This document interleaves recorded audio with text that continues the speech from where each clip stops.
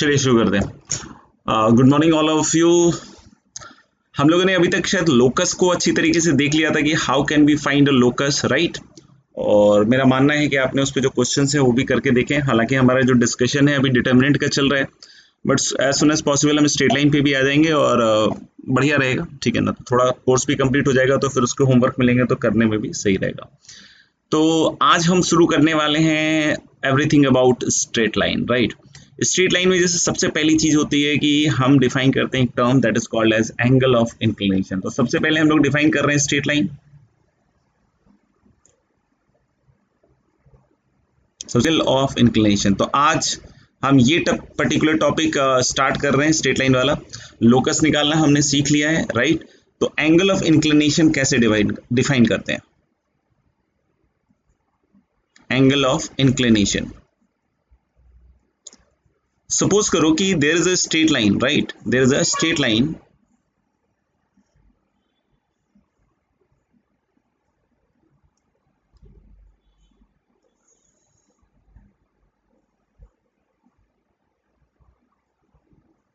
ठीक है। हम लोग क्या बोल रहे हैं कि कोई एक स्ट्रेट लाइन है और वो क्या कर रहा है कि मान लो कि इस तरीके से एक्स एक्सिस को कहीं इंटरसेक्ट कर रहा है, like this.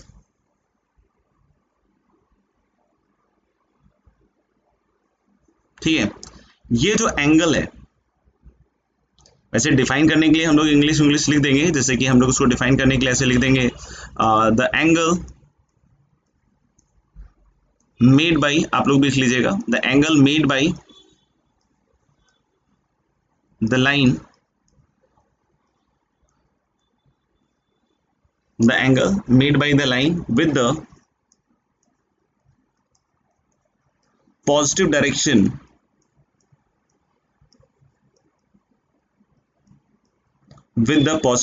of x-axis in anti-clockwise direction. In anti-clockwise direction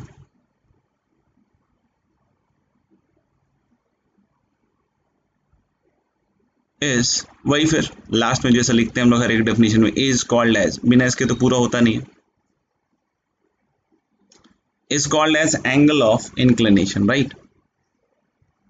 तो यहां देखोगे कि बहुत सारे टर्म्स का यूज किया गया है। जैसे एक चीज बोली गई, the angle made by the line with the positive direction of X axis. तो पहली चीज समझिए कि ये है positive direction of X axis in anti clockwise direction. तो I hope you must be aware with this anti clockwise thing, right. कोई बोले कि ये एंगल ऑफ इंक्लिनेशन होगा, नहीं, ये हम लोग बोल रहे हैं क्या कि ये क्लॉकवाइज डायरेक्शन में है, तो इसको हम लोग एंगल ऑफ इंक्लिनेशन नहीं कहने वाले। एंगल ऑफ इंक्लिनेशन यही होगा, ठीक है ना, कौन? थीटा। कभी कभी एंगल ऑफ इंक्लिनेशन क्वेश्चन में दिया रहता है और एंटी क्लॉकवाइज वर्ड का यूज नहीं करते हैं, तो उसको आप लिटरेचर का पार्ट मानते हुए चले कि कभी कभी ऐसा भी लिख देगा। आप ध्यान से समझिएगा जो मैं लाइन बोल रहा हूँ, ठीक है ना। अब बाकी आप इसको तोड़ मरोड़ के सोच रहे हो तो आपके ऊपर है, ठीक है ना। बाकी मैं सिर्फ इतनी बात बोल रहा हूँ, ठीक है ना, इससे ना तो ज्यादा इससे ना तो कम। कि कभी कभी क्वेश्चन में ऐसा लिख देता है कि the angle made by the line with the x axis. कभी कभी ऐसा भी लिख देता है कि the angle made by the line with positive direction of X axis. कभी कभी ऐसा भी लिख सकता है the angle made bye the line with the positive direction of x-axis in anti-clockwise direction। तो आप ये तीनों स्टेटमेंट्स को एक जैसा ही मानेंगे, आप ये तीनों स्टेटमेंट को एक जैसा ही मानेंगे। मतलब ये जो एंगल का जिक्र बार बार कर रहा है वो कौन से एंगल का जिक्र कर रहा है? That is always talking about angle of inclination. तो आई डोंट थिंक कि there must be any confusion regarding this. Definition wise ये कहा जाता है, बट सिंस ये जो लिटरेचर से ये बहुत पहले से इवॉल्व होते हुए आ रहे हैं, तो बहुत बार क्या होता है कि क्वेश्चन में बस यही लाइन लिख के छोड़ दी जाती है कि the angle is making an angle 45 degree with the x axis. तो जैसे ही बोलता है कि angle is making an angle 45 degree with x axis, तो आप उस एंगल को क्या ट्रीट करेंगे? That will be treated as angle of inclination. अगर ऐसा ही बोल रहे हैं कि the angle made by the line with the positive direction of x-axis and that is 45 degree, तो भी आप इसको angle of inclination he treat करेंगे। समझ में आएगा? तो I hope you understood this particular term कि एंगल ऑफ इंक्लिनेशन क्या होता है। क्या होता है angle of inclination? This is the angle made by the line with the positive direction of x-axis in the anti-clockwise direction. Sometimes in the question it is presented in various ways जो मैंने आपको बतलाया है, तो that should be treated as some, कह सकते हैं ना कि लैक, मतलब कुछ खामियां हैं जो हमारे लिटरेचर में शुरू से हैं, तो उसके साथ अपन को कोप अप करना पड़ेगा। समझ में आ गया? तो ये चीज आपको मेरे ख्याल से क्लियर हो गई होगी, ठीक है। तो ये जो थीटा है इसको हम लोग क्या कहेंगे, एंगल ऑफ इंक्लिनेशन। फिर नेक्स्ट टर्म हम डिफाइन करते हैं स्लोप। तो इसको हम लोग कैसे डिफाइन करते हैं, टेंजेंट ऑफ, टेंजेंट मतलब टैन की बात हो रही है, tangent of angle of inclination, tangent of angle of inclination, that is, that is क्या, inclination, that is tan theta. पता नहीं स्पेलिंग थोड़ी सी अजीब लग रही है, इंक्लिनेशन, इंक्लिनाइएशन नहीं होगा, इंक्लिनेशन नहीं होगा, ये आई शायद यहाँ पे अच्छा नहीं लग रहा है। नेशन के बीच में आई तो क्या, मैं क्या हूँ नेशन में, नहीं। तो ले tangent of angle of inclination that is tan theta is called as slope of the line, is called as slope of the line. तो tan of the angle of inclination is called as the slope of the line. एक जगह tan define नहीं होगा, क्योंकि यहाँ पे theta के बारे में पहली चीज एक समझिएगा कि हम जनरली थीटा को इसी लिमिट में रखते हैं, 0 से पाई।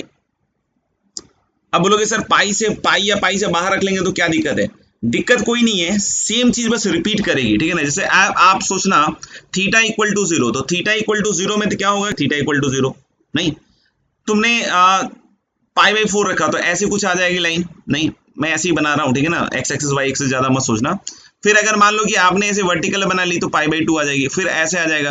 कोई बोले कि घूम के फिर से लाइन इधर जा रही है, 3 पाई बाई 2, तो भाई ये लाइन में डायरेक्शन थोड़ी होता है, आप इसको ऊपर से नीचे कर दो या नीचे से ऊपर कर दो, लाइन तो वही रहेगी। समझ में आ गया? इनफैक्ट जो 0 का पोजीशन है वही पाई का भी पोजीशन है, क्योंकि पाई में आपको समझ में आ रहा है ना कि ये जो लाइन है बिल्कुल ऐसे ये भी बिछेगा, 0 पे अगर ऐसे बिछा हुआ है तो पाई पे ऐसे बिछेगा, but direction do not have any meaning in straight line. तो हम लोग बोल सकते हैं कि 0 और पाई के कोरिस्पॉन्डिंग जो लाइन का ओरिएंटेशन होगा उसमें कोई डिफरेंस नहीं है। पाई के आगे भी अगर आप थीटा लेते हो तो भी ओरिएंटेशन रिपीट होंगे, तो यानी कि बस यूनिक वाले सेंस की फील रखने के लिए, ठीक है ना, हम थीटा को बोलते हैं क्या कि ये 0 से पाई के बीच में होगा। लेकिन अगर कोई बोले कि पाई के बाहर हो जाएगा, ये हो जाएगा, वो हो जाएगा, तो सब चलता है, कोई दिक्कत नहीं है। लेकिन अगर हमसे कोई पूछ रहा है कि angle of inclination different values कब तक देगा, तो 0 से पाई के बीच में देगा। समझ में आ रहा है क्या? क्योंकि पाई या पाई के आगे वही सेम ओरिएंटेशन ऑफ लाइन जो है वो रिपीट होंगी, तो उसको अपन चाहें तो ठीक है ना, प्रीवियसली काउंट कर ले। कोई बोले कि सर पाई वाला, तो पाई वाला आप 0 के कोरिस्पॉन्डिंग ले लो, क्योंकि लाइन में कोई डायरेक्शन तो है ना। आप बोलोगे ऐसी लाइन है कोई बोले ऐसी लाइन है, ठीक है ना, उससे क्या फर्क पड़ने वाला है, ठीक है ना। तो आप बोलोगे नहीं इसका तो पाई है, और कोई बोलेगा नहीं इसका 0 है, तो कहाँ डिफरेंस फील कहाँ आ रहा है, समझ लो ना, क्योंकि लाइन इज डायरेक्शनलेस, ठीक है ना, वेक्टर है नहीं, वेक्टर रहता तो बात कर लेता मैं, समझ में आ गया, बट यहाँ पे डायरेक्ट लाइन क्या है, डायरेक्शनलेस। तो मेरे ख्याल से ये भी क्लियर है।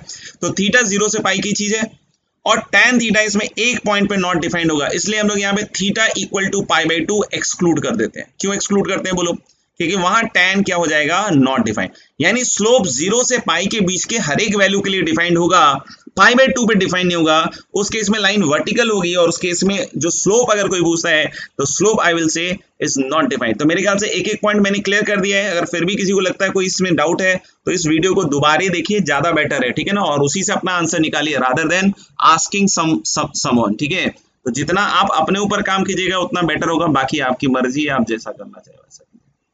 चलिए, तो मेरे ख्याल से स्लोप क्लियर है, एंगल ऑफ इंक्लिनेशन भी आपका क्लियर है, ठीक है। अगर कोई बोलता है कि एंगल ऑफ इंक्लिनेशन भाई साहब है आपका पाई बाई 8, तो व्हाट इज द स्लोप, बोलो क्या है स्लोप, भूल गए ना इसलिए लिखा था tan pi by 8 is going to be what, root under 2 minus 1। यानी स्लोप क्या हो गया उसका tan, that is tan pi by 8, तो रूट 2 माइनस 1। तो अगर आपको एंगल ऑफ इंक्लिनेशन पता है तो स्लोप भी पता है, और स्लोप से आप एंगल ऑफ इंक्लिनेशन भी निकाल सकते हैं, नॉट एन इश्यू, राइट। आगे बढ़ते हैं। To find the slope of a line joining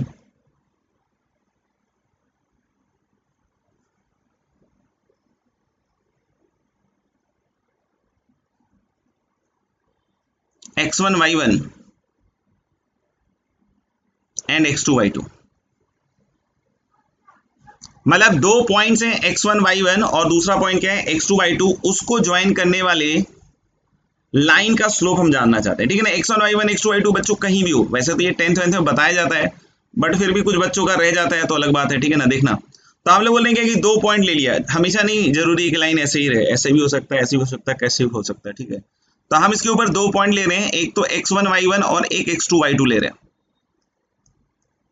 तो मान लीजिए इस तरीके से दो लाइन ली गई है x1y1 एंड x2y2। अब इस लाइन के स्लोप की बात करें तो इस एंगल का टेंजेंट है बच्चों। तो यहां से आप क्या कीजिए कि परपेंडिकुलर ड्रॉप कर दीजिए x एक्सिस y एक्सिस और एक इस पे कर दीजिए, ठीक है बच्चों।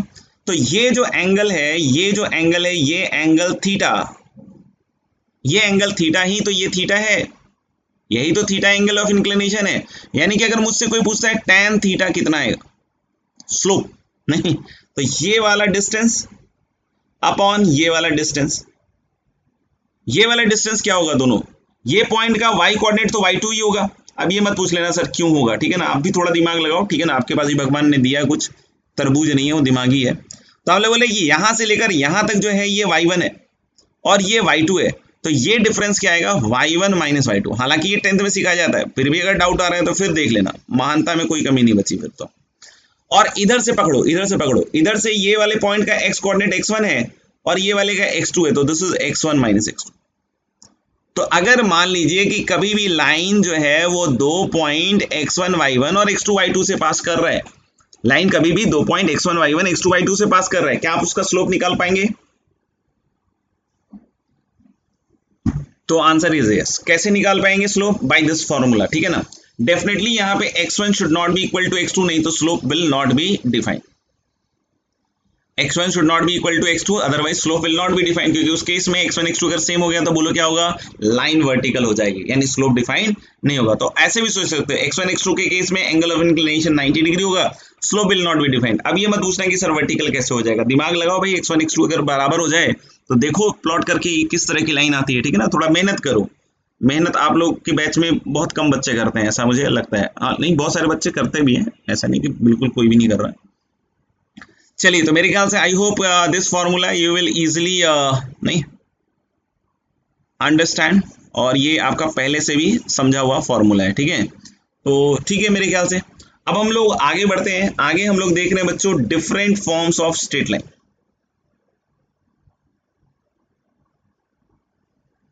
ठीक है, अब जो नेक्स्ट हेडिंग है लिख लिया होगा मेरे ख्याल से, नेक्स्ट हेडिंग इज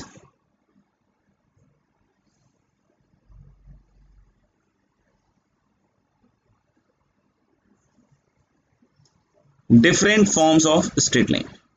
इसको भी समझिएगा, है सब जगह स्ट्रेट लाइन नहीं, बस इनिशियल डेटा के हिसाब से हम लोग लिख रहे हैं। नहीं, ऐसा नहीं कि सर ये different forms of straight line मतलब अलग अलग फॉर्मेट में आता है क्या, नहीं भाई, मतलब फॉर्मेट अलग अलग, मतलब इनिशियल कंडीशन के ऊपर डिपेंड करता है, different forms of straight line. Different forms of straight line में हम लोग पहले बात करें तो पहला हम लोग देख रहे हैं slope point form. First we are watching is slope point form. स्लोप पॉइंट फॉर्म में इनिशियली क्या दिया रहता है, स्लोप पॉइंट फॉर्म में इनिशियली क्या दिया रहता है, तो वो मैं लिख रहा हूं, to find the equation of a line, to find the equation of a line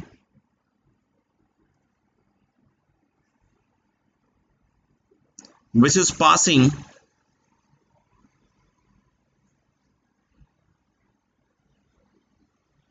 is passing through x1 comma y1 and having slope m। जो पास किससे कर रहे हैं, x1 कॉमा y1 से, और स्लोप उसका किसके बराबर है, m। तो क्या हम उस लाइन को बना सकते हैं, यस, देखिए कैसे।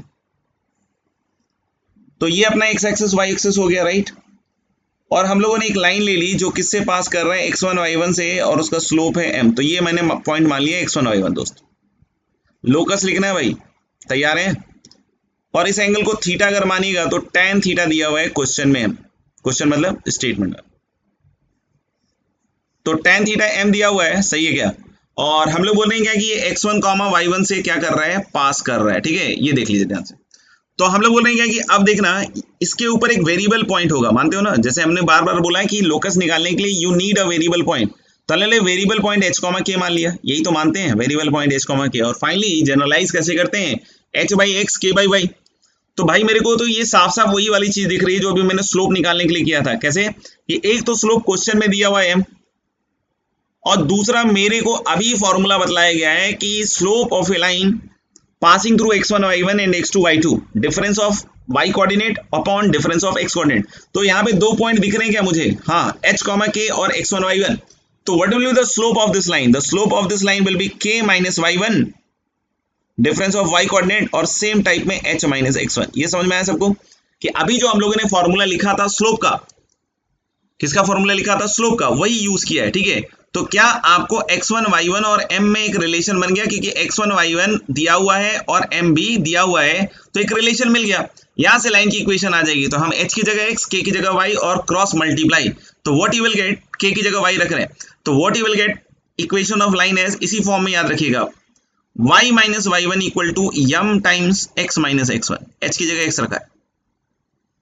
तो लाइन की इक्वेशन क्या होगी बच्चों, अगर वो x1 y1 से पास कर रहा है और उसका स्लोप m है, तो लाइन की इक्वेशन होगी y minus y1 equal to m times x minus x1। इसको हम लोग क्या कहते हैं, this is called as slope point form. क्या कहते हैं इसको, स्लोप पॉइंट फॉर्म, यानी कि स्लोप दिया हुआ है, एक पॉइंट दिया हुआ है, समझ में आ गया। तो that's why it is known as slope point form. तो I hope you must have written this. तो फिर अपन आगे बढ़ते हैं, लिख लिया, चलिए दूसरे फॉर्म पे आते हैं। नहीं लिखा हो तो जरूर इसको पॉज करके लिख लीजिएगा, ठीक है ना। Second is 2 point form.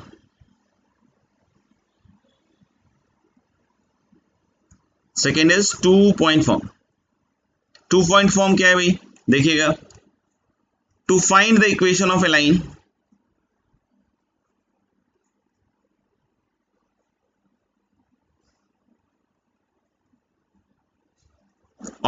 passing through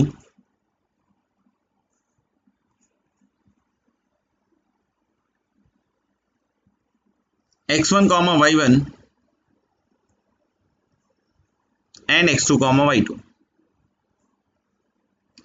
हम लोग बोले कि लाइन की इक्वेशन जो किससे पास कर रहा है, x1 y1 x2 y2। तो प्लॉट करने के लिए इसे प्लॉट कर सकते हैं, मतलब कोई बड़ी बात नहीं है, आप प्लॉट कर लीजिए जैसे ही प्लॉट करना है, x1 y1 x2 y2 कहीं भी ले लो, 2 पॉइंट्स, नॉट इसी कि x1 y1 ऊपर ही होना चाहिए, नीचे होना चाहिए, ऊपर नीचे भी हो जाए तो कोई दिक्कत नहीं है। तो स्लोप क्या आएगा, स्लोप पता है हमें, स्लोप हो गया y1 माइनस y2 या y2 माइनस y1। अगर y2 माइनस y1 लिखोगे तो नीचे x2 माइनस x1 लिखोगे, अगर y1 माइनस y2 लिखा है तो x1 माइनस x2, स्लोप आ गया। अभी हम लोगों ने देखा था कि अगर एक पॉइंट पता है तो हमारे को तो 2 पॉइंट पता है भाई साहब, तो आप कोई भी पॉइंट ले लो।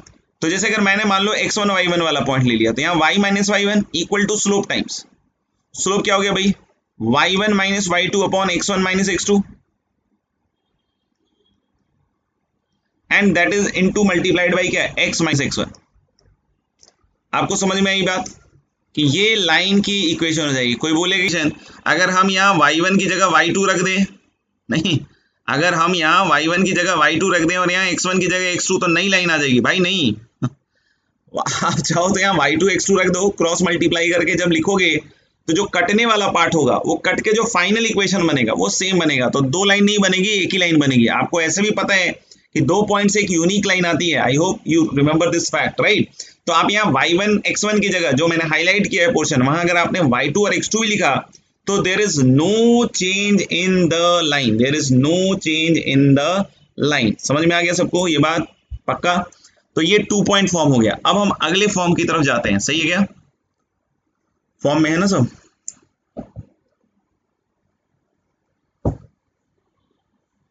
थर्ड, तो हम लोग 1 पॉइंट फॉर्म देख लिया, 2 पॉइंट फॉर्म देख दिया। एक हम लोग जो कि बचपन से बहुत ज्यादा पढ़ते आ रहे हैं, कौन सा फॉर्म,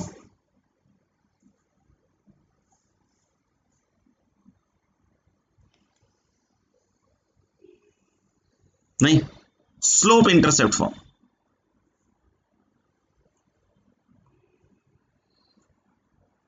स्लोप इंटरसेप्ट फॉर्म, अब बोलोगे सर इंटरसेप्ट क्या हुआ, तो पहले हम इंटरसेप्ट की जानकारी ले लेते हैं, फिर स्लोप इंटरसेप्ट फॉर्म की बात करते हैं, सही है।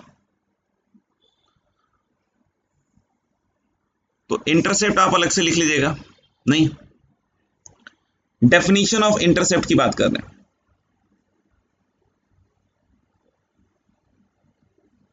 क्या कहता है definition of intercept? If A line intersect x-axis at a comma 0, then its x-intercept is a। ये क्या लिखा मैंने, x-intercept is a and if it intersects y-axis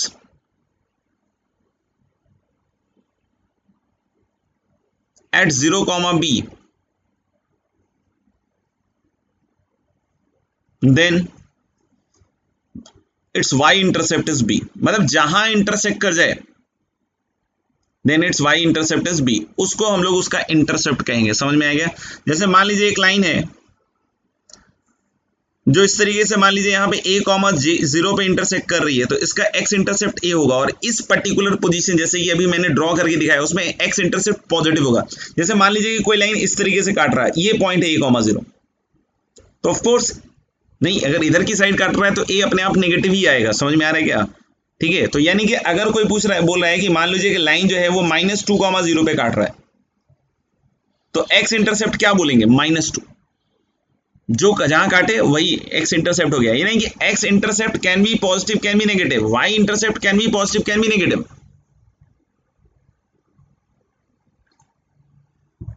एक टर्म होता है लेंथ ऑफ द इंटरसेप्ट, तो जब लेंथ ऑफ द इंटरसेप्ट पूछे तो वहां केयरफुल रहना है, क्योंकि वो मॉडुलस लगा के देंगे आंसर, क्योंकि लेंथ की बात कर रहा है, तो that you will have to give what, positive value, right. तो यानी कि अगर -2 कॉमा 0 पे अगर इंटरसेक्ट कर रहा है और इंटरसेप्ट पूछ रहा है x इंटरसेप्ट, तब तो -2 है, लेकिन length of the x intercept पूछ रहा है, तब आंसर आपको क्या देना पड़ेगा, 2। तो यही छोटी सी बात है, समझ में आ गया सबको कि डेफिनेशन ऑफ इंटरसेप्ट, अगर x एक्सिस को a कॉमा 0 पे काटे तो x इंटरसेप्ट a, और 0 कॉमा b पे काटे y एक्सिस को तो b is the y intercept. Slope intercept form की बात करते हैं। To find the equation of a line,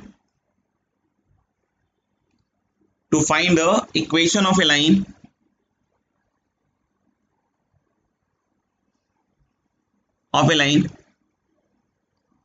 whose slope is m, slope दिया हुआ है, and y intercept is c। याद आया कौन से फॉर्म की बात हो रही है, and y intercept is c। मतलब एक ऐसी लाइन की इक्वेशन लिखना है कि जिसका स्लोप तो भाई m है, स्लोप तो भैया कितना है m, और इसका y इंटरसेप्ट क्या है c। c पॉजिटिव नेगेटिव कुछ भी हो सकता है दोस्त, ठीक है ना, तो उसमें कोई बड़ी बात नहीं है। तो जैसे मान लो कि अगर कोई बोलता है कि इस तरीके से लाइन है, तो अगर इसका y इंटरसेप्ट c है बच्चों, तो 0 कॉमा c, यही तो पॉइंट हो गया। इसके ऊपर बतलाया अभी मैंने कि अगर a कॉमा 0 पे काटे तो a is the x intercept, और 0 कॉमा b पे काटे तो b is the y intercept. अब बोला y इंटरसेप्ट c है तो कहां काटेगा, 0 कॉमा c पे, और स्लोप भी दिया हुआ है, तो ये तो फिर से वही हो गया मेरा 1 पॉइंट फॉर्म टाइप से लिख सकता हूं मैं, y minus y1 equal to slope times x minus y minus y1 में c आएगा, equal to slope times x minus 0। तो what is this equation, this equation becomes y equal to mx plus c, जो अपन बचपन से दिमाग में। तो this is going to be the equation of line in the slope intercept form. Hopefully it is clear, right. आगे चलते हैं। आगे हम लोग देखने वाले हैं intercept form.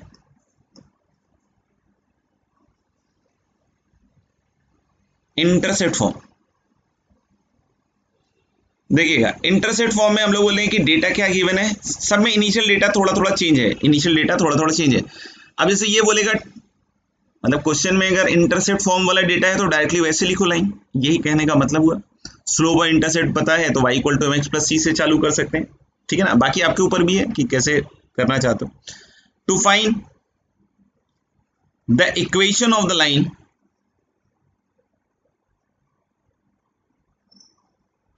to find the equation of the line whose x intercept is a, मतलब x एक्सिस को कहां काटेगा a कॉमा 0 पे, and y intercept is b, y axis को काटेगा 0 comma b। To find the equation of a line whose x intercept is a and y intercept is b। तो आप देख सकते हो कि इस तरीके से कोई एक लाइन बना लो, जरूरी नहीं ऐसे तुम कैसे बनाना हो, ठीक है ना, डायग्राम पे कुछ फर्क नहीं पड़ने वाला, a कॉमा 0 और 0 कॉमा b। तो ये मुझे दिख रहा है 2 पॉइंट फॉर्म, क्योंकि x इंटरसेप्ट दिया हुआ है तो ये दिया हुआ है, y इंटरसेप्ट दिया हुआ है ये दिया हुआ है। तो अगर ये मुझे 2 पॉइंट फॉर्म दिख रहा है तो y माइनस y1 कोई एक पॉइंट यूज कर रहा हूं तो मैं a कॉमा 0 वाला यूज कर ले रहा हूं, y minus y1 equal to x minus x1, ठीक है। और यहां पे आएगा y1 माइनस y2, तो आप चाहो तो सॉरी हाँ y1 माइनस y2, तो दोनों को घटाना है तो b माइनस 0 और अपॉन 0 माइनस a, ये देख लीजिए। तो यानी क्या आएगा y equal to minus B upon a into X minus A. इसको थोड़ा हम लोग सिंप्लीफाई करके लिख रहे हैं, जैसे b से इधर डिवाइड कर लो तो y अपॉन b से इधर डिवाइड कर दिया, और ये माइनस 1 बाई ए अंदर ले जाओ तो माइनस एक्स बाई ए, और minus 1 by A into minus A that is 1। तो ये इस फॉर्म में हम लोग जनरली लिखते हैं x by a plus y by b equal to 1। तो this will be called as what, intercept form of the line. कहीं कहीं इसको डबल इंटरसेप्ट वगैरह बोलते हैं, बट जनरली इंटरसेप्ट फॉर्म ही सही चीज है, ठीक है ना। तो this is intercept form of the line. I hope it is clear.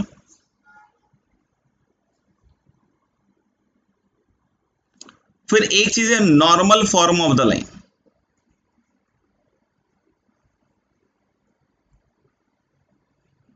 अब ये मत बोलना है कि सर इसके पहले वाले सब एबनॉर्मल हैं क्या नहीं भाई, नाम है normal form of the line. To find the equation of a line, to find the equation of a line whose perpendicular distance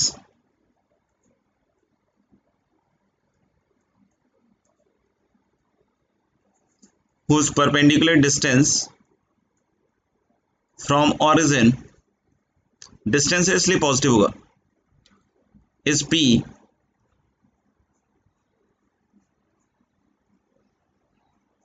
and this perpendicular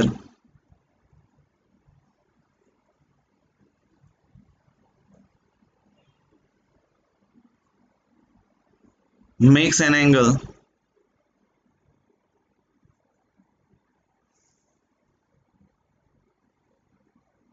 theta. ये जो परपेंडिकुलर है that is making an angle theta with x axis.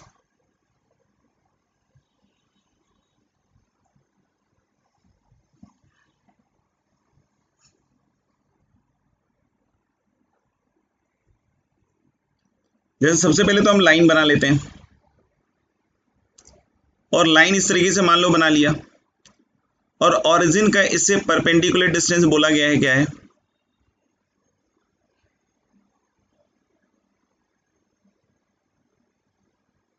ये P है, और ये जो perpendicular है ये एंगल कितना बना रहा है theta with the x axis, नहीं ये एक्स एक्सिस के साथ एंगल क्या बना रहा है थीटा। चाहो तो वो सब लिख लो, makes an angle theta width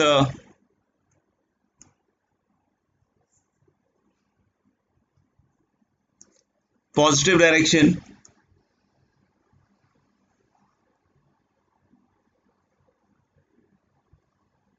of X axis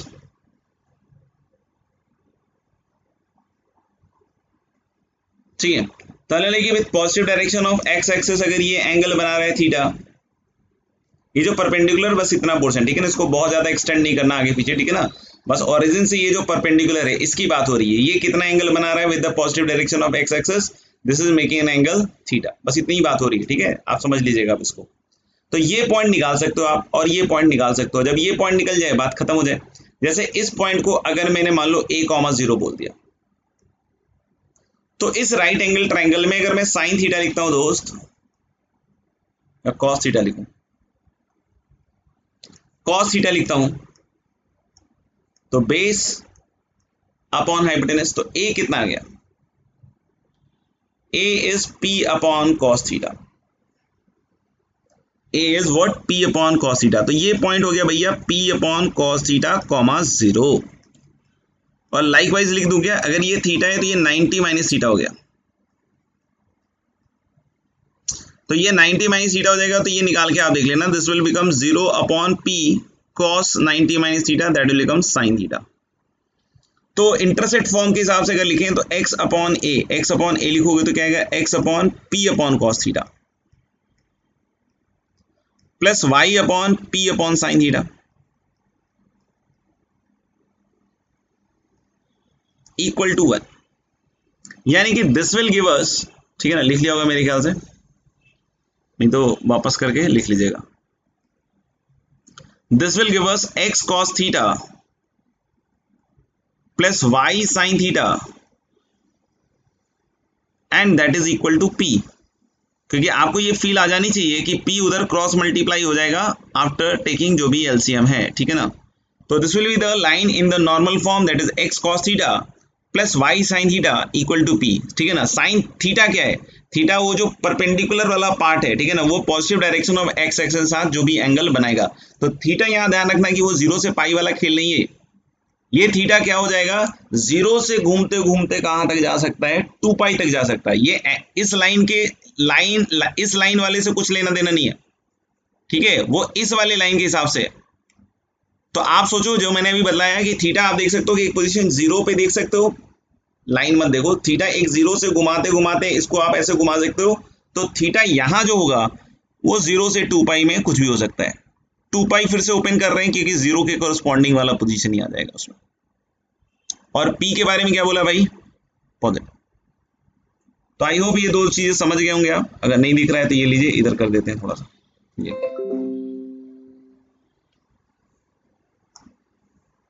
हो गया। तो ये तो मेरे ख्याल से different forms of the line था, एक जनरल फॉर्म भी बात कर लेते हैं, general form of the line. तो आपने सब जगह देखा होगा मेरे ख्याल से कि लाइन में एक x का टर्म आ रहा है, एक y का टर्म आ रहा है। तो general form of the line में हम लोग क्या बोल रहे हैं कि it can be represented as, आप देख लो कोई भी लाइन देख लो, एज आपको ऐसे ही फील देगा क्या, ax plus b y plus c equal to 0।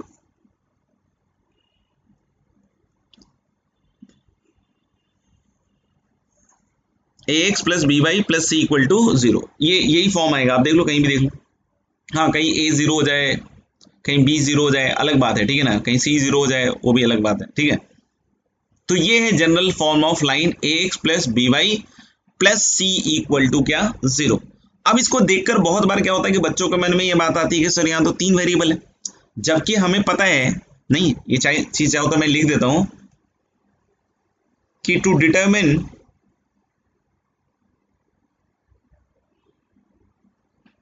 an equation of a line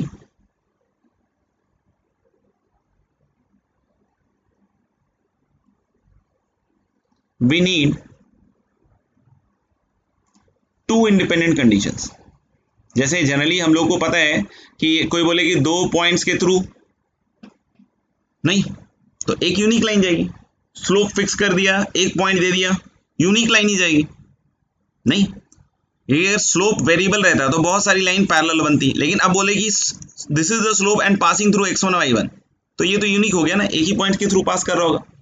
तो आप समझ में आ रहा है मैं क्या कह रहा हूँ, कि हम लोग बोले कि किसी भी लाइन की इक्वेशन को डिटरमिन करना है तो आपको 2 इंडिपेंडेंट कंडीशन चाहिए, जबकि ये इक्वेशन देख के फील आ रहा है कि तीन कंडीशन चाहिए, क्योंकि ABC निकालना होगा।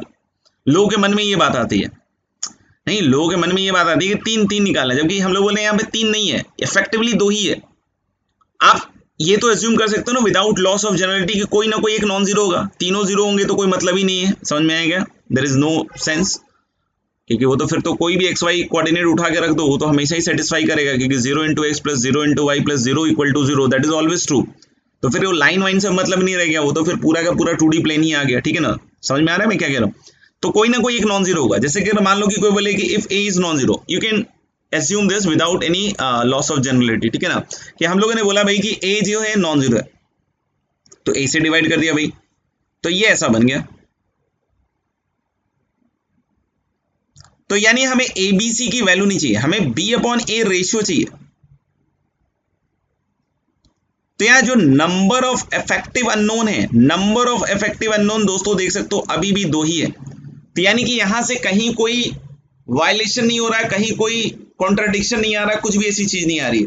तो मेरे ख्याल से आप अब इसको आसानी से डाइजेस्ट कर सकते हैं कि this will be called as general form of the line, general equation of the line, right. अब जनरल इक्वेशन ऑफ लाइन में एक चीज ध्यान रखिए कि स्लोप क्या होगा। तो स्लोप के लिए हम y इक्वल टू चाहो तो mx प्लस सी वाले फॉर्मेट में बदल देते हैं इसको। देखो कैसे आएगा। जैसे इसको अगर y equal to mx plus C में बदलोगे तो हम इधर ले जाते हैं माइनस बी वाई, तो minus B Y equal to X plus C हो गया, उधर की साइड ले गए।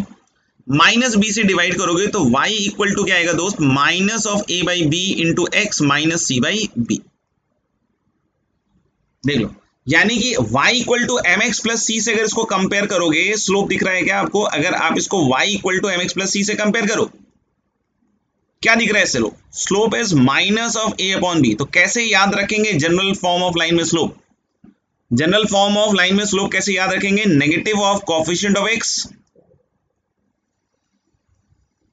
Upon coefficient of y, negative of coefficient of x upon coefficient of y। हालांकि यहां से x इंटरसेप्ट y इंटरसेप्ट भी दिख रहा है, हालांकि यहां से x इंटरसेप्ट y इंटरसेप्ट भी दिख रहा है। क्या बोलते हो दोस्त, हालांकि यहां से दिख रहा है ना, negative of a upon b that is negative of coefficient of x upon y। x intercept y intercept निकालने के लिए आपको क्या करना है, सोचना है। अगर x इंटरसेप्ट निकालना है तो y कोऑर्डिनेट इसमें 0 रख दो। मैं याद नहीं करवा रहा हूं यहाँ पे, आप खुद से करके देख सकते हो। अगर x इंटरसेप्ट निकालना है y को 0 कर, ठीक है। मेरे ख्याल से अब क्लियर हो गया। बीच में मैं आई थोड़ी देर के लिए चेक कर लेता हूं मैं एक बार, बस ये एंड ही है।